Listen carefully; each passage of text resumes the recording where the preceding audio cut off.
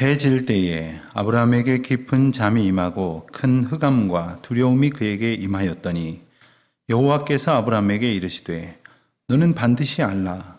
내 자손이 이방에서 객이 되어 그들을 섬기겠고 그들은 400년 동안 내 자손을 괴롭히리니 그들이 섬기는 나라를 내가 징벌할지며 그 후에 네 자손이 큰 재물을 이끌고 나오리라. 너는 장수하다가 평안히 조상에게로 돌아가 장사될 것이요 네 자손은 4대 만에 이 땅으로 돌아오리니 이는 아모리 족속의 죄악이 아직 가득 차지 아니함이니라 하시더니 해가 져서 어두울 때에 연기 나는 화로가 보이며 타는 횃불이 쪼갠 고기 사이로 지나더라. 그날에 여호와께서 아브라함과 더불어 언약을 세워 이르시되 내가 이 땅을 애굽 강에서부터 그 큰 강 유브라데까지 네 자손에게 주노니 곧 겐 족속과 그니스 족속과 간몬 족속과 헷 족속과 브리스 족속과 르바 족속과 아모리 족속과 가나안 족속과 기르가스 족속과 여부스 족속의 땅이니라 하셨더라. 아멘. 요즘 경제 사정이 좋지 않다고 걱정하는 분들이 많습니다. 우리나라 경제에 적지 않은 영향을 미치고 있는 미국 경제가 이미 경기 침체에 접어들었다 하는 진단을 내리는 소식도 있습니다. 일반적으로 약 6개월 정도 이렇게 경기 지표들이 이렇게 악화되고 또 여러 가지로 경제 활동이 위축되는 일들이 계속되면 경기 침체에 들어섰다 이렇게 진단을 합니다. 경기 침체가 되면 소비 주체들의 심리가 대단히 불안해집니다. 그리고 소비가 둔화되겠죠. 그러다 보니까 생산과 소득이 이렇게 연이어져서 감소하게 되는 악순환이 계속됩니다. 근데 이것이 좀처럼 헤어나오기 어려운 반복과 순환을 경험한다는 게 문제입니다. 그런데 따지고 보면 우리가 살아가는 동안에 이런 경기 침체만 문제인 것은 아닙니다. 더 심각하고 또 중요하게 생각해야 될 것이 있습니다. 그것은 바로 성도가 영적 침체에 빠지는 것입니다. 영적 침체에 빠지게 된다면 그야말로 찬송도 줄어들고 기도도 멈춰버리고 하나님 말씀 구하지도 읽지도 묵상하지도 듣지도 않을 것이고 그러니 우리의 삶이 주님이 주신 은혜로 승리하며 살아갈 수가 없게 될 것이고 이것이 반복되는 영적 침체에 빠지고 말 것입니다. 영국을 대표하는 마틴 로이드 존스라는 목사님이 계신데 이분이 쓰신 책 중에 영적 침체라는 제목의 책이 있습니다. 이 책의 원제는 영적 침체의 원인과 치료인데 이 목사님께서 영국을 또한 대표하는 웨스트민스터 채플이라고 하는 교회에서 21편의 설교 말씀을 전했는데 그것을 엮어서 출간한 책이 바로 이것입니다. 근데 이 목사님께서 이 설교를 하던 상황이 어땠느냐? 1930년대 후반부터 40년대 그리고 40년대를 지나면서 영국은 이제 1차 대전과 2차 대전을 겪고 난 후유증을 혹독하게 앓고 있었습니다. 사회적으로는 여전히 총체적인 어려움에 처해 있었습니다. 이 마틴 로이드 존스 목사님은 본래 의사였습니다. 이분은 아주 젊어서 탁월한 의사로서 촉망받는 분이어서 이미 20대에 왕실 주치의로 임명이 되기도 했다고 합니다. 근데 그가 하나님의 인도하심과 부르심에 순종하여 27 나이에 의사의 길을 내려놓고 그리고 목회자로 헌신하여 신학을 공부합니다. 그리고 많은 사람들의 고통과 아픔을 바라보면서 하나님의 말씀을 증거하며 이와 같은 주제로 말씀을 선포하게 되었던 것입니다. 이분은 이 책에서 성도가 영적 침체를 겪는 데에는 아주 다양하고 구체적인 여러 가지 이유가 있는데 그에 앞서서 일반적으로 살펴볼 수 있는 4가지 보편적인 이유가 있다고 소개를 합니다. 자, 첫 번째 이유는 개인적인 기질과 깊이 연관이 있다라고 말합니다. 물론 우리의 성격을 내성적이냐 외향적이냐 이 정도로 구분을 해서 내성적인 사람이 외향적인 사람보다 이렇게 가라앉을 일이 더 많지 않겠느냐 이 정도 이야기를 하는 것이 아닙니다. 성향 따라서 기질 따라서 사람은 스스로를 이렇게 돌아보게 마련입니다.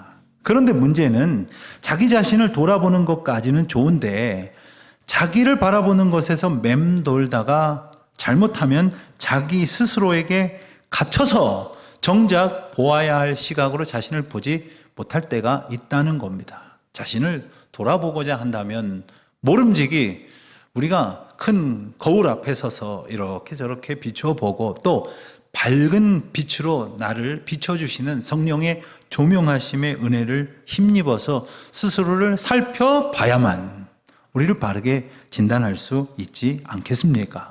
무엇보다도 하나님 앞에 또 주님이 우리에게 주신 끝없는 말씀과 약속 앞에서 우리를 비추어 볼 수 있기를 바랍니다. 두 번째로 목사님이 지적하는 중요한 원인 중에는 신체적인 상태와 깊이 관련이 있다 이렇게 꼽습니다. 무슨 말일까요? 자, 몸이 피곤하고 그리고 육체적으로 지쳐서 탈진해 있다면 당연히 우리의 마음도 우리의 영혼도 그 영향을 받을 수밖에 없다는 거죠. 그러니 우리는 우리 연약함을 인정하고 겸손하게 때로는 쉴 줄도 알아야 되고 그리고 회복을 얻기를 주님 앞에 구하는 안식을 필요로 한다 하는 겁니다. 우리 몸을 스스로 잘 성실하게 돌봐야 합니다. 자, 그런데 육신을 위한다고 하는 것이 또 도가 지나쳐서 이것이 또 하나의 우상처럼 내 몸 위하는 거에만 너무 몰두해서는 또한 안 될 것이겠죠. 세 번째 중요한 일반적 원인이 있습니다. 그것은 바로 우리가 어떤 일을 했을 때 생각한 것보다도 더 높은 그리고 큰 성취를 거두는 경우가 있습니다. 잘 되기를 물론 바랬지만 승리를 거두는 경우가 있는데 의외로 오히려 이때에 그 뒤에 찾아오는 반작용이 있을 수 있다는 겁니다. 뭔가를 열심히 했습니다. 남들 부러워하는 성과를 거뒀습니다. 그러나 왠지 공허한 것은 무엇 때문일까요? 오히려 그 성공이 독이 되는 경우는 없는가요? 자, 예를 들면 우리가 잘 아는 엘리야의 경우를 살펴보겠습니다. 열왕기상 18장 말씀을 보면 엘리야가 성경 전체를 통틀어서 가장 드라마틱하고 가장 극적인 영적 싸움에서 승리를 거두는 장면을 우리는 봅니다. 여기 엘리야가 있습니다. 엘리야를 마주하고 있는 이들은 바알을 섬기고 있는 이방 제사장들 450명 그리고 또 다른 우상인 아세라를 섬기고 있는 400명의 이방 제사장들이 있습니다. 그 850명을 앞에 두고 그들이 겨루고 있어요. 누가 섬기는 신이 참신인가? 그분께서 오늘 이 가운데 역사하여 주시기를 그 내기를 한판 영적 큰 싸움을 벌이고 있습니다. 우리가 잘 아는 대로 엘리야는 단신으로 그 싸움에서 승리해서 그 모든 제사장들을 다 저 부수는 놀라운 승리를 거두지 않습니까? 그런데 그 이후에 이 소식을 들은 북이스라엘의 아합 왕과 그 아내 이세벨이 이 엘리야를 죽이겠다고 사람들을 보냈다는 소식을 듣게 되었을 때 의외로 그는 몸과 마음과 영혼이 다 지쳐버리게 돼서 하나님의 도우심을 구하며 피하며 숨고 마침내 죽기를 구하는 지경에 이르지 않습니까? 이와 같은 영적 탈진, 침체를 겪을 수 있다는 사실을 분명히 일깨워 줍니다. 오늘 본문 말씀에 나오는 아브람도 사실은 그런 사정입니다.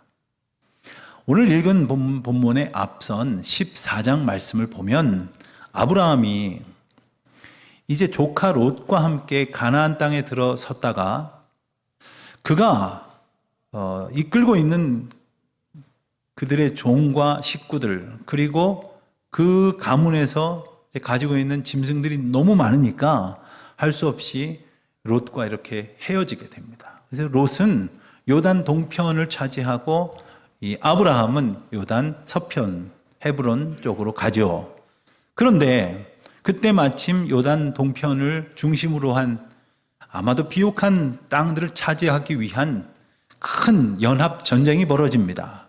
그래서 요단 동편에 있는 네 나라와 요단 서편 저지대에 있는 5개의 도시 국가가 4대5로 패를 지어서 큰 중동 전쟁을 벌이게 됩니다. 그런데 그 와중에 소돔 땅에 살고 있던 롯이 그 많은 재산을 가지고 있었기 때문에 집중적인 공격을 받았겠죠. 이 모든 걸 다 빼앗기고 포로가 되어서 끌려갔다는 소식을 아브라함이 듣고는 나도 하나님이 부르셨지만 조카 롯도 하나님이 부르셨기에 그를 구해야 되겠다. 내가 출전을 해서 그를 구해내야 되겠다. 하나님이 도우실 것이다. 이 믿음을 가지고 쫓아가서 모든 재물과 함께 롯을 구해내오고 그 모든 싸움을 이기는 대단한 승리를 거두게 됩니다. 바로 그 일이 있은 다음에 오늘 장면이 펼쳐지는 겁니다. 이 엄청난 승리를 거뒀음에도 불구하고 아브라함은 우선 지쳤어요. 그리고 그의 영혼이 무엇 때문인지 몰라도 두려워하고 있습니다. 이와 같은 지금까지 몇 가지로 살펴본 영적 침체의 원인들이 있습니다만은 그보다 더 근본적이고 궁극적인 이유가 이제 소개가 됩니다. 그것은 바로 우리가 사탄 마귀의 공격의 대상이라는 이유입니다. 사탄 마귀는 언제나 하나님의 백성들이 하나님과 함께 화목하여 하나님의 은혜를 힘입어서 능력 있게 사는 꼴을 못 봐요. 그러니까 어찌해서든지 우리를 유혹하고 우리를 공격해서 우리를 침체시키고 무너뜨려서 하나님과의 관계를 깨뜨리려는 것이 사탄 마귀의 존재의 이유고 목적입니다. 우리를 향하여 늘 그렇게 끝까지 우리를 향해서 덤벼듭니다.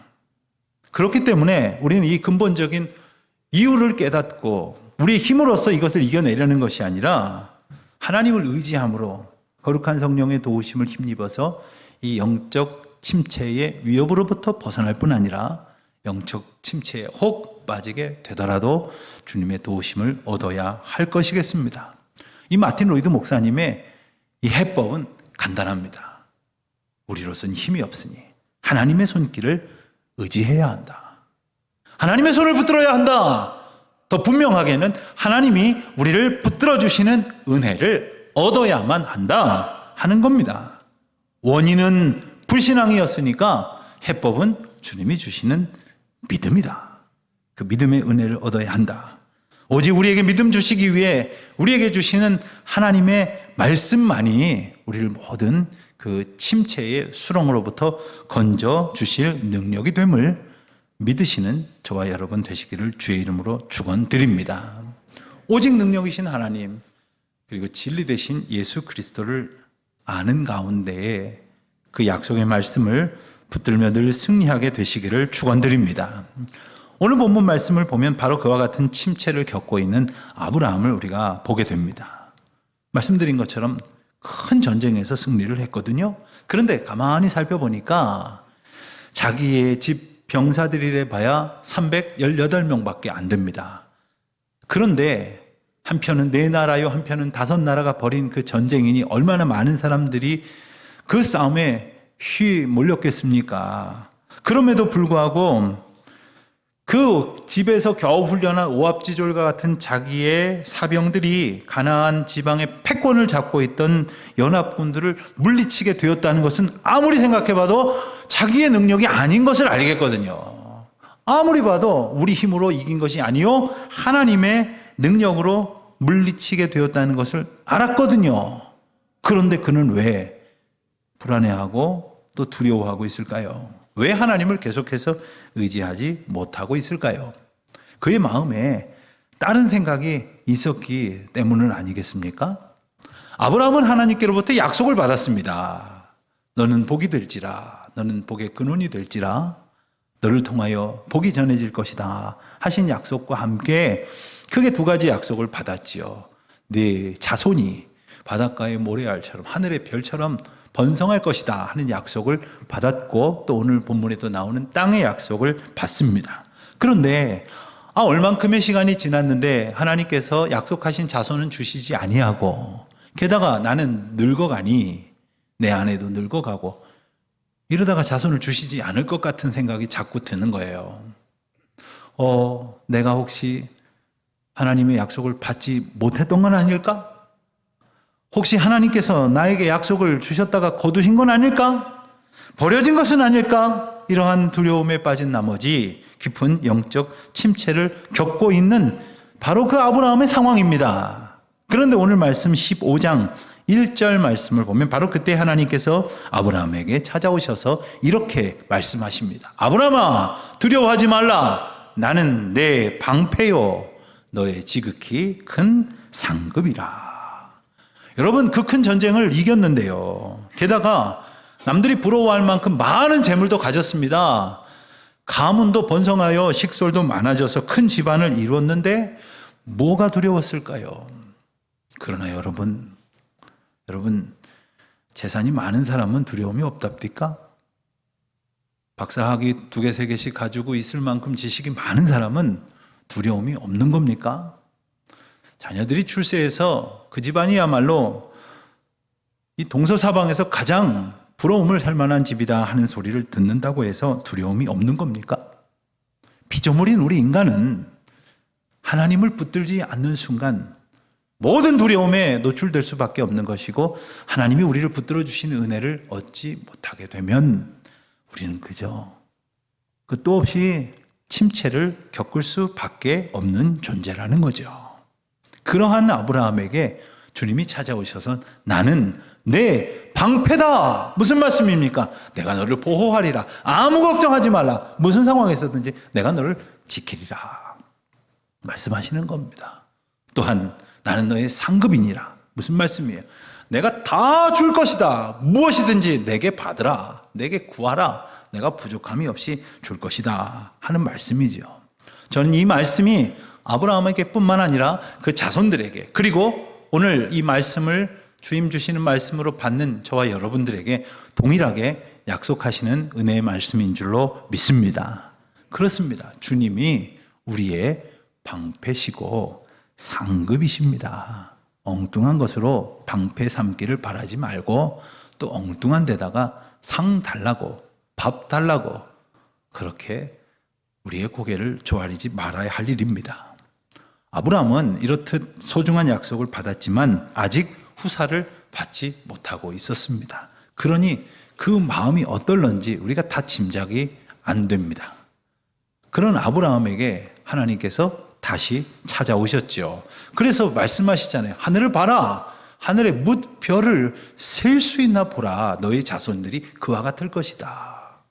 이렇게 말씀을 하셨을 때 여러분 같으면 어떤 생각이 드시겠어요? 보고도 시큰둥하시겠어요? 6절 말씀, 15장 6절 말씀을 보니까 아브라함은 어떻게 반응을 했느냐? 아브라함이 여호와를 믿으니 여호와께서 이를 그의 의로 여기셨다. 무슨 말씀입니까? 하나님이 말씀하셨더니 아브라함이 자기 생각이 있었지만 그 생각을 버리고 절대적으로 하나님 말씀이 옳다고 인정을 했어요. 자기 걱정이 있었어요. 자기 불안의 생각들이 있었어요. 그러나 다 갖다 버리고 하나님 말씀으로 자기 마음을 채웠습니다. 여러분, 하나님을 믿는다는 것은 바로 이것입니다. 주님의 말씀과 주님의 약속을 전폭적으로 인정하고 받아들임으로 내 생각을 치워버리고 그 하나님의 말씀으로 붙들어 살아가는 것. 그 말씀이 나의 길이 되고 생명이 되도록 인정하는 것. 바로 이것이 우리가 하나님을 믿는다고 말하는 것이겠죠. 자, 하나님께서는 이와 같은 약속을 확증하시려고 아브라함에게 특별한 계약을 맺기 위해 재물을 준비하게 하십니다. 그래서 그 재물 준비한 걸 보니까 9절 말씀에 보니까 3년 된 암소, 암염소, 또 수량, 산비둘기, 집비둘기 이런 여러 종류의 짐승들을 잔뜩 준비해다 놓게 하십니다. 고대에는 중요한 계약을 할 때에는 그 계약의 이행 책임을 가진 당사자들이 방금 열거한 그런 짐승들을 제물로 바치고 그리고 그 짐승들을 반으로 쪼개가지고 양쪽에 둔 다음에 그 사이를 지나게 했습니다. 무슨 뜻일까요? 목숨을 걸고 지켜야 하기 때문에 만일 이 계약을 내가 이행하지 않을 때에는 이 짐승들처럼 몸이 쪼개짐을 당해도 마땅하다 하는 맹세의 의미였습니다. 짐승들을 꽤 많이 잡아다가 쪼개 놓았던 모양인가 봅니다. 하늘로부터 이 짐승을 뜯어 먹으려고 달려드는 솔개들이 있었나 봐요. 그래서 아브라함은 이것을 쫓느라고 또 아마 꽤 한참 동안 피곤했을 것 같습니다. 마침내 아브라함은 지쳤어요. 쓰러졌습니다. 그리고 깊이 잠이 들 무렵에 흑암이 덮여졌고 그리고 두려워하고 있던 아브라함에게 하나님께서 다시 찾아오셔서 오늘 말씀을 주신 거예요. 그래서 오늘 말씀은 축약하여 제목을 붙인다면 땅에 대한 약속이다. 언약의 땅, 그 땅의 약속을 주시는 말씀입니다. 오늘 말씀 우리가 읽었지 않습니까? 여기서부터 여기까지 이 땅을 주리라. 이 땅에 살고 있는 족속이 무려 10족속이나 되지만 이들을 쫓아내고 이 땅을 너희에게 주리라. 이렇게 말씀하시지 않습니까? 자, 그런데 우리는 하나님께서 이스라엘 백성들에게 이 땅을 주시겠다고 약속하신 것을 오늘 봅니다마는 실상은 우리가 아는 역사를 통해서 보면 이스라엘 백성들이 이 약속을 영원히 누리지 못했다는 것도 알고 있어요. 이스라엘 역사를 보면 그들은 종종 땅을 빼앗겨 버렸습니다. 주권을 빼앗겼습니다.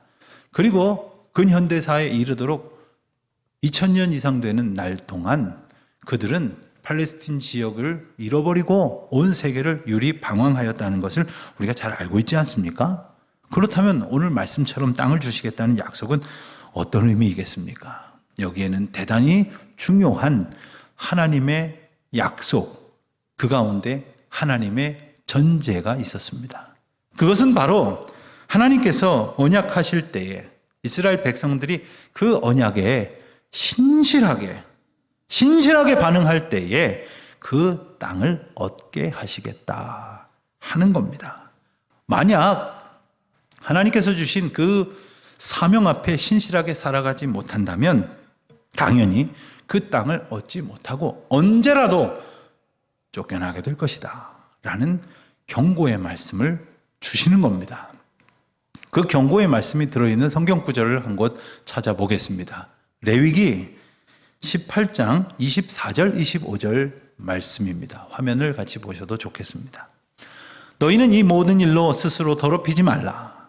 내가 너희 앞에서 쫓아내는 족속들이 이 모든 일로 말미암아 더러워졌고 그 땅도 더러워졌으므로 내가 그 악으로 말미암아 벌하고 그 땅도 스스로 그 주민을 토하여 내느니라. 무슨 말씀입니까?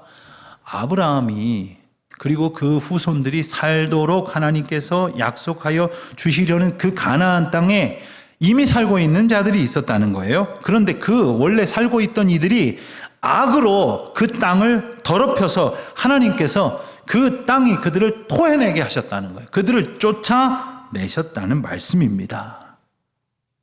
28절 한 구절을 더 읽겠습니다. 레위기 18장 28절입니다. 너희도 더럽히면 그 땅이 너희가 있기 전 주민을 토함같이 너희를 토할까 하노라. 가나안 땅이 하나님께로부터 이스라엘 백성들에게 무조건적으로 주어진 땅이 아니라, 그래서 무조건 이스라엘 백성들이 땅이 된 것이 아니라 그 땅을 주신 하나님의 언약에 신실하게 반응하며 살지 않으면 언제라도 그 땅이 이스라엘 백성들을 토해낼 것이라는 말씀입니다. 오늘 말씀은 이렇듯 하나님께서 이스라엘 백성들에게 땅을 주시겠다는 약속과 하나님께서 주신 부르심에 신실하게 응답하며 살지 않았을 때에는 언제고 그 땅에서 토해짐을 당할 것이라는 말씀이 같이 들어 있습니다. 그리고 그 하나님께서 그 땅을 이스라엘 백성들에게 주시기 전에 이스라엘 백성들이 어떠한 일을 겪게 될 것인가에 대한 말씀도 13절 이후에 예언의 말씀처럼 주어져 있습니다. 즉 이스라엘 백성들이 이방에서 객이 되겠다라고 말씀을 하세요. 이 객이라는 말은 자기 땅이 없는 나그네처럼 떠도는 형편의 사람들을 말하지 않습니까? 그들이 무려 400년 동안에 단지 나그네가 아니라 종노릇을 할 것이라 이렇게 말씀을 하십니다. 그렇지만 그렇게 객이 되어 불쌍하게 종노릇하는 것으로 그렇게 끝이 나는 것이 아니라 하나님께서 하나님의 때가 되면 그들을 다스리던 이들을 징벌하고 그리고 이스라엘 백성들로 큰 재물을 가지고 나오도록 하시겠다 하는 말씀을 덧붙이십니다. 우리가 이미 성경을 읽어 알고 있는 애굽의 포로 생활과 그리고 애굽을 탈출하는 이야기, 그리고 그 출애굽 이후에 가나안에 들어가는 과정을 무려 수백 년 전에 하나님께서는 아브라함에게 약속을 하시면서 미리 이렇게 알려주고 계시는 것입니다. 이 말씀 가운데 담겨져 있는 뜻이 무엇이겠습니까? 하나님께서 아브라함과 그 후손들에게 가나안 땅을 주시겠다고 약속을 하십니다마는 지금 당장 주시겠다는 말씀이 아니라 400년 뒤에 주시겠다고 말씀을 하시는 거예요. 여기에는 대단히 중요한 두 가지 이유가 있습니다. 이 이유를 알 때에 이스라엘 백성은 물론이고 또 우리 모두도 하나님의 약속을 신실하게 기다릴 수 있는 믿음을 얻게 됩니다. 주님이 약속하셨는데 내가 원하는 때에 원하는 방법으로 이루어 주시지 않는다고 불평하고 낙망하고 좌절하는 영적 침체를 겪어서는 안 되고 그 말씀 속에 담아 두신 하나님의 참된 은혜를 우리가 기억하고 있을 때 우리는 믿음으로 그 모든 하나님의 약속의 말씀을 기다리며 지킬 수 있게 될 줄로 믿습니다. 그 첫 번째 이유는 바로 이스라엘 백성들이 큰 민족을 이루기까지 시간이 필요했기 때문입니다. 우리가 아는 대로 갈대아 우르에서부터 하나님께서 그 가문을 일으키고 건져내셔서 하란으로 옮기신 뒤에 하나님께서는 아브라함을 불러내셔서 약속을 하셨죠. 내가 너로 큰 민족을 이루겠다고 약속을 하셨습니다. 그러나 지금은 아직 아들도 하나 없는 그러한 단신입니다. 그러나 하나님께서 큰 민족을 이루겠다고 약속하셨지 않습니까? 그리고 마침내 하나님의 약속에 따라서 100세가 되었을 때 아브라함은 아들 이삭을 얻습니다. 그렇게 오래 걸려서 이삭을 얻었는지 아마도 이삭을 본 아브라함과 사라는 이삭이 너무 귀했던 모양이에요. 그래서 이삭은 어머님이 죽고 나서야 장가를 들게 됩니다. 40살이나 되어서 노총각 신세를 면하게 됩니다. 그리고 나서야 이삭은 아들을 낳았는데 둘 낳았습니다. 야곱과 에서입니다. 그리고 야곱은 다시 12아들과 한 딸을 낳죠. 그러니 아브라함으로부터 대가 3대를 지나가도록 그의 가문은 아직 멀었습니다. 아직 큰 민족을 이루기에는 너무나 멀었습니다. 창세기 46장 말씀을 보면 하나님께서 이스라엘 백성들에게 큰 기근이 임하여져서 어쩔 수 없이 애굽으로 야곱의 일가를 이렇게 옮기시는 이야기가 나옵니다. 그것도 하나님의 크신 은혜의 역사 가운데에 야곱의 12아들 중에 요셉을 미리 옮기셔서 애굽의 총리 대신이 되게 하시지 않습니까? 그로 인하여 야곱의 온 가족들이 옮겨지게 되고 그곳에서 이제 영역을 얻어서 살게 하셨죠. 그런데 그때에 애굽으로 옮겨간 야곱의 가족들은 모두 70명이었습니다. 그러니까 아브라함으로부터 3대가 지나도록 겨우 70명 된 겁니다. 언제 큰 민족을 이루겠습니까? 하나님께서는 큰 민족을 이루기 위한 특별한 방책을 마련하셨으니 그들이 바로 애굽으로 옮겨지는 것이었습니다. 아마도 그들이 팔레스틴 지방에 계속 살았더라면 그들은 끊임없이 이리저리 전쟁하고 싸우느라고 또 땅을 차지했다가 잃어버렸다가 하느라고 어쩌면 그와 같은 번성의 복을 얻지 못했을 것입니다.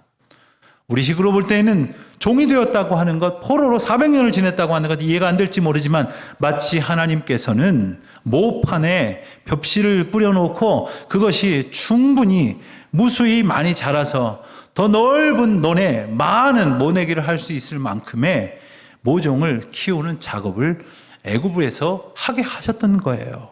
그만큼의 시간이 필요했던 것입니다. 그리고 하나님께서는 마침내 400년이 흐른 뒤에 큰 민족을 이루게 하셔서 애굽을 떠나게 하셨지 않습니까? 생각할수록 참 엄청나고 놀라운 계획이 아닐 수 없습니다. 오늘 우리 장로님께서도 기도하셨지만 우리 교회는 지금 예배당 건축이라는 대단히 중요한 과제 앞에 있습니다. 그러나 이것은 너무나 어려운 일임에 틀림없습니다.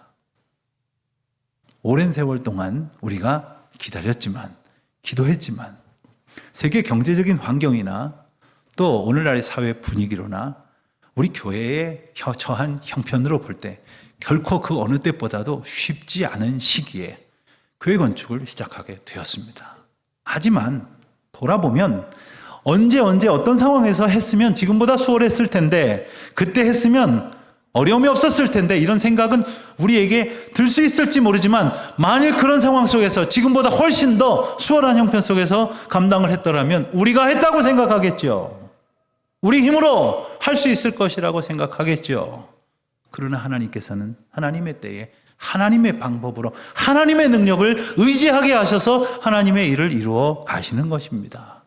다만 언제 어떤 상황이든지 우리는 이끄시는 하나님을 믿음의 눈으로 바라보고 그저 순종하며 주님의 신실하심을 의지하는 길밖에 없는 겁니다. 400여 년의 긴 시간이 필요했던 또 하나의 이유가 있었습니다. 그것은 바로 하나님께서 약속하신 가나안 땅에 살고 있던 아모리 족속의 죄악이 아직 가득 차지 않았기 때문이라, 이렇게 말씀을 하십니다. 그 땅에 지금 사람들이 살고 있었습니다. 그런데 하나님께서 하나님의 때가 되면 쫓겨나게 하실 10부족의 이름이 19절 이하에 자세하게 나열되어 있지 않습니까? 그리고 그들이 쫓겨나게 될 이유는 그들의 극심한 죄악 때문이다, 이렇게 말씀을 하십니다. 하나님께서는 지금 400년 뒤를 내다보시면서 말씀하고 계세요. 그러나 이 말씀을 주시는 이유는 너희들도, 너희 아브라함의 자녀들도 언약의 백성답게 그 언약을 신실하게 붙들고 살아가지 않는다면, 그래서 악을 행한다면 언제든지 쫓겨나게 될 것이다 라는 메시지를 주시는 겁니다. 사실 이스라엘 백성들은 하나님께서 아브라함을 통해서 땅을 주시겠다고 약속을 하셨으니까 온통 관심이 여기 다 가 있었을 거예요. 여러분 한번 생각을 해보십시오. 하나님께서 영화교회 교인들한테 저기 어디 땅 수만 평을 주시겠다고 약속을 하셨다고 한번 생각을 해보십시오. 그럼 아마 여러분들 중에는 그래? 그러면 우리 구역은 그 땅 중에 어디쯤이야? 물가야? 언덕가야? 개울가야? 혹시 병원 앞이야? 산 밑이야? 얼마나 관심이 많으시겠어요? 우리 집은 혹시 거기에 세워놓은 아파트를 얻는 것일까? 빌라를 얻는 것일까? 어떻게 되는 것일까? 몇 동 몇 호일까? 이러면서 얼마나 관심들이 많았겠어요. 그러나 하나님의 관심은 우리와 같지 않았습니다. 그들의 관심은 그 땅이 언제 어떻게 내게 주어질까에 관심이 있었을지 모르지만 하나님의 관심은 당신의 백성들이 하나님께서 주신 그 언약에 합당한 삶을 사느냐, 즉 언약 백성으로 사느냐, 여기에 하나님의 관심이 있었던 거예요. 여러분 잊지 않도록 하나님께서 아브라함에게 주셨던 약속을 다시 한번 상기해 보시기를 바랍니다. 오늘 우리에게 주시는 약속으로 여기고 한번 마음에 새기십시오. 창세기 12장 1절로 3절에서 아브라함을 부르실 때 2절과 3절에서 구체적으로 하나님께서 이와 같은 복을 약속하셨습니다. 내가 너로 큰 민족을 이루고 내게 복을 주어 이름을 창대하게 하리니 너는 복이 될지라. 복이 되겠다고 말씀을 하세요. 복 조금 주겠다가 아니에요. 복이 되겠다고 말씀을 하십니다. 3절에 보면 너를 축복하는 자는 내가 축복하겠고 너를 저주하는 자는 나를 내가 저주하리니 땅의 모든 족속이 너로 말미암아 복을 얻을 것이라. 이렇게 말씀하셔요. 너는 복이 될 것이고 땅의 모든 족속이 너로 인해서 복을 얻을 것이다. 이게 하나님의 약속이에요. 이게 하나님께서 주신 이스라엘 백성들의 사명이에요. 여기에 합당하게 살아간다면 땅도 얻을 것이요 풍성한 하나님의 은혜도 얻을 것이요 그 땅에서 영원토록 하나님의 은혜의 통로로 복의 전달자로 살게 될 것이지만 그렇지 않는다면 땅이 너희를 토해낼 것이다. 이와 같은 말씀을 주시는 겁니다. 사랑하는 성도 여러분, 우리 또한 하나님의 약속을 받은 자들입니다. 하나님의 은혜를 오늘도 누리며 살아가고 있는 자들입니다. 우리가 무엇이 간데 그리스도께서 우리 안에 거하심으로 우리를 복된 사람으로 살게 하셨습니까? 우리가 무엇이 간데 우리 때문에 다른 사람들이 복을 얻게 하시겠다고 말씀하시는 것입니까? 이 하나님의 은혜의 약속을 온전히 붙들고 믿음으로 살아가는 신실한 언약 백성 되시기를, 그리하여 언약 백성에게 주시겠다고 약속하신 놀라운 은혜를 풍성히 누리시는 저와 여러분 되시기를 주님의 이름으로 축원드립니다.